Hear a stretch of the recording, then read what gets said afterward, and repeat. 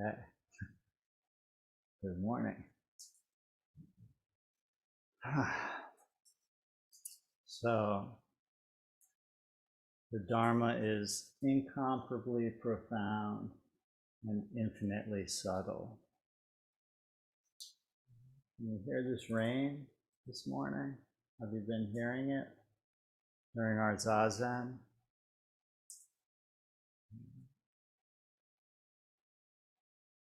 I vow to realize its true meaning. It's already there. Anything we put on top of it is obscuring, it's clouding things. Just putting it down, letting go. And here it is. Rarely encountered, even in millions of ages, yet right now, right here, we have it, all of us. So this is a very intimate day of sitting. We're sitting with Gail in our online Zendo, and Taido, Helen, Seijin, and myself here.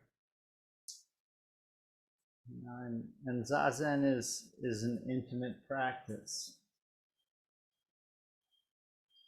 This intimacy is about being present to ourselves, to the rain, to this moment, and to one another.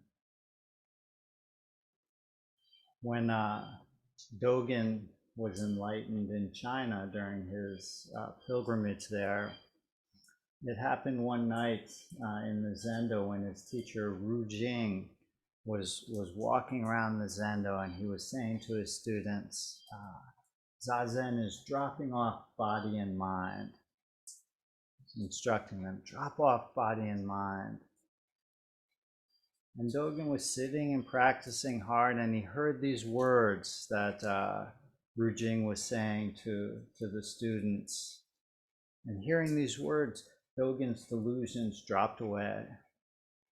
And he got up and went to the master's room, went to Ru Jing's room, and offered some incense. And Ru Jing said, why are you offering incense? What have you understood? And Dogen said, body and mind have dropped off. And Ru Jing said, body and mind have dropped off. It dropped off body and mind. Very much Dogen-esque. And Dogen said, please don't approve me without reason. And Ru Jing said, I'm not. And Dogen said, why aren't you? And he said, you dropped off body and mind. And Dogen just bowed. And at that moment, this connection happened, and Ru Jing said, dropped off, dropping off. Even this effort to let go, we let go of. And then the rain is the rain. No problem. Taido is Taido, no problem. Just like this. And it's a relief when we can put down this story for a moment. We can drop off this effort, even the effort of trying to wake up and let go. Just this, as it is, as we are. And in this kind of space of not knowing, we aren't separated by our preconceptions of who we should be. Right? We're not separate from one another by our ideas about one another. The rain falls effortlessly.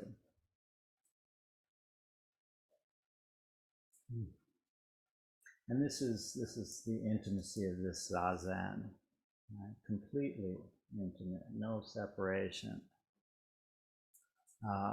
When Liangshan was asked Tonggan, what is the business beneath the patched robe?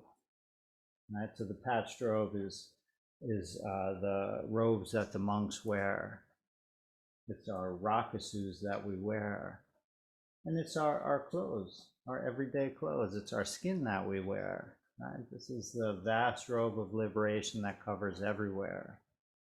It doesn't have to look especially like this or anything special. Right? And so when Liang Shan asked Tongan, I said, what's the business beneath the robe? Tongan said, intimacy. Right? So we have this beautiful morning we've gifted to ourselves together to be intimate with the rain, to support one another in this practice of waking up to ourselves, this practice of intimacy. This rain is a pretty dramatic contrast to what we've been seeing on the news and the weather about this hurricane in Florida. I've been thinking about that, this massive storm that's destroyed so much down there. And this is, of course, hurricane season that we know out here on the Cape. This is something we're deeply familiar with. And when we can bear witness to what is going on, this is our precept: doing good for others, bearing witness. And this is also a time we can sense this fear, the uncertainty by the people down in Florida who were in the storm's path. Right? This fear and uncertainty that we ourselves feel in the face of, climate change and these massive storms that come in. Down in Florida, roads are gone, bridges are washed out, beaches washed away, homes washed away, destroyed. A lot of people hurt, many people died in the storm. These kind of events can bring this visceral fear of being unmoored, right? Of being uprooted, of being destroyed.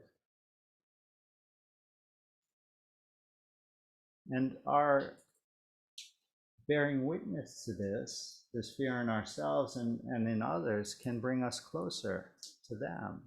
It can allow us an intimacy with the experience of being human in this world of constant change and impermanence. It allows compassion to arise in us. It allows our upaya, our skillful means to manifest. Right? How can we work in the world in the face of this impermanence? Right? What actions can we take to save all sentient beings? To slow climate change, clarify our minds. Or that fear can further separate us. Right? We can retreat, run away and hunker down into our own little bunker. Right? Hide and avoid this world that feels so threatening. Right? So the storms literal, but also storms in our life is what I'm talking about. Right? These storms that bear down on us regularly as humans. And there is, of course, a koan about destruction that I think might be useful to talk about today, I hope. And this is case 29 from the Blue Cliff record. Ta Sui's It Goes Along With It. And so the case, in this case, a monk asked Ta Sui, the conflagration at the end of the eon sweeps through and the universe is totally destroyed. I wonder, is this destroyed or not? Sui said, it is destroyed. The monk said, if so, then this goes along with it?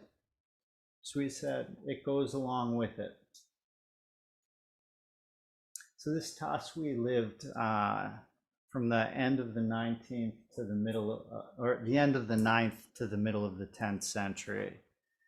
And he studied and traveled pretty extensively, met with many great Zen teachers, and ended up living in Sichuan province.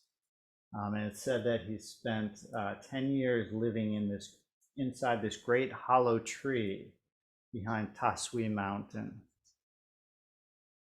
And this monk is asking Tasui about the conflagration that ends the eon, or the kalpa, this great long expanse of time. This firestorm, this windstorm that tears down everything completely, destroys everything.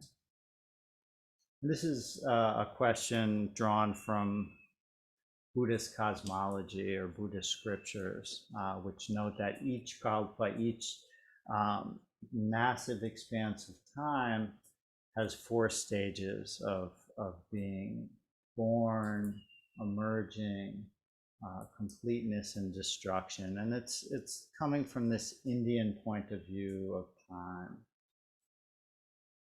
And in the scriptures, we also note that arhats, right? Arhats, these these people who have awakened the desire to practice. Right? The arhats are like charcoal, ready to ignite, right? By stepping into this practice. And the Prajaka Buddhas, these are self-awakened Buddhas, are like ash, right? They've burned down to ash. And bodhisattvas are like a little bit of leftover ash, just a little smudge. And Buddhas are like this aeonic fire, right? Completely burned to nothing, right? Burning so hot there's nothing left over.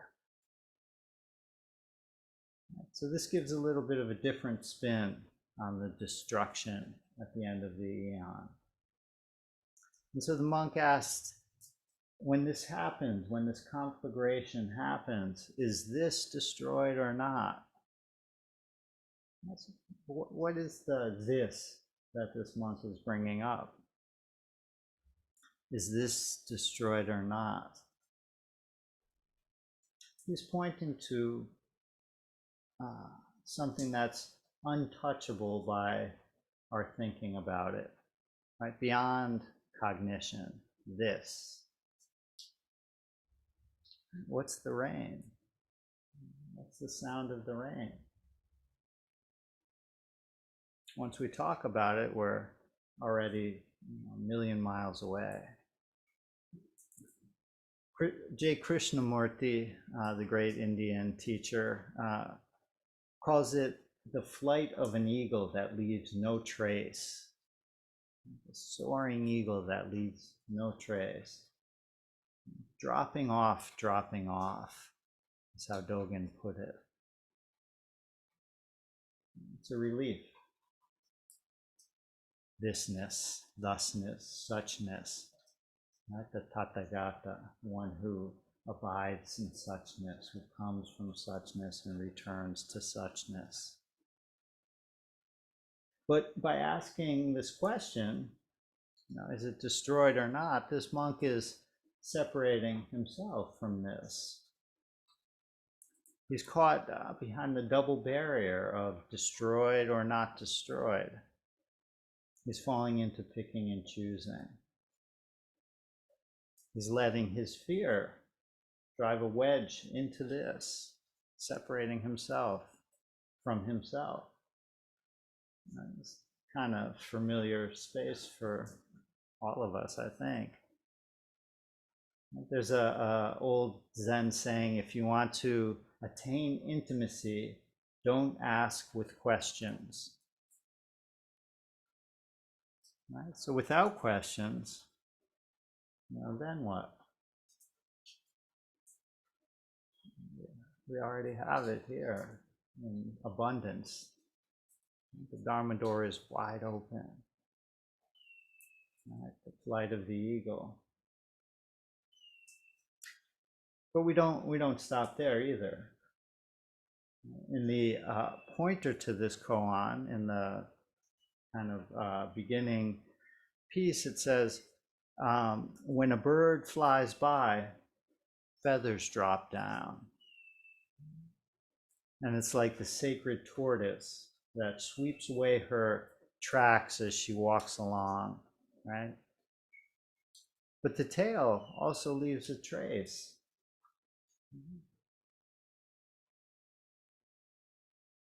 So this practice of ours is not about purity. Taswi answers the monk, destroyed. Right? Is he taking a side, destroyed or not destroyed? Is he falling into cause and effect? Is he creating 500 more lifetimes for himself? Or is this like Joshu's move, right? Is this like a destroyed that destroys any notion of yes and no? Nothing to hold on to. When Taswi was early in his training, his teacher said, "You've been practicing here with me for some time. Why haven't you asked any questions?" And Taswi said, "What would you have me ask, teacher?" And Guishan, his teacher, said, "Why don't you ask, what is Buddha?" And Taswi abruptly covered Guishan's mouth with his hand. Guishan proclaimed, "Yes, you have the marrow, you have the heart of this. I don't fall into Buddhas and not Buddhas. Don't fall into the sound of the rain, the idea of the rain." So this monk, though, can't let go of Buddha, non-Buddha, destroyed, not destroyed, this and that. All right? So he asks, then this goes along with it? And Taswi, who has this grandmotherly like heart in this moment, says, it goes along with it, completely with it. Right? So what's he pointing to? You don't ask with questions to attain intimacy. How do we ask? Dropping away body, dropping away mind. When it's time to sit down on the cushion. When it's raining out, we get wet. We run to the car. Right? When the bell rings, we bow. Oryoki, we eat. Right? And after this storm, we go out with our chainsaw and we clean up fallen branches. Over and over again, this is our practice. One breath, one raindrop, one bird call.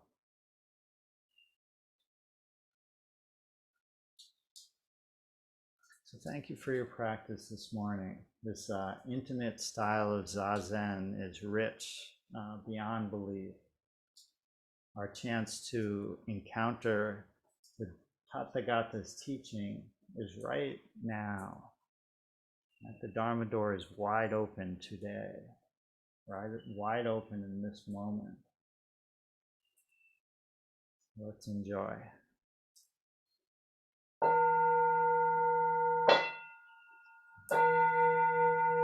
Senshin.